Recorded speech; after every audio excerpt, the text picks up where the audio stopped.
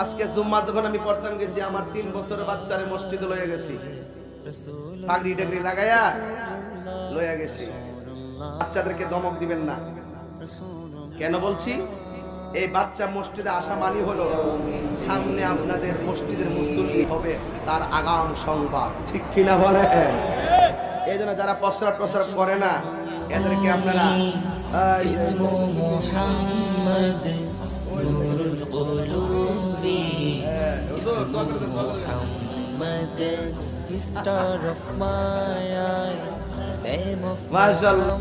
কথা নাই, বাচ্চাদেরকে ধমক দিবেন।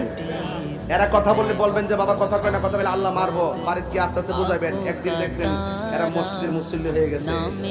মুহাম্মদ দিল কা উজালা নামে মুহাম্মদ, চোখের মনে নবীজির রইনা, মনের জ্যোতি নবীজির রইনা, মনের জ্যোতি নবীজির রইনা।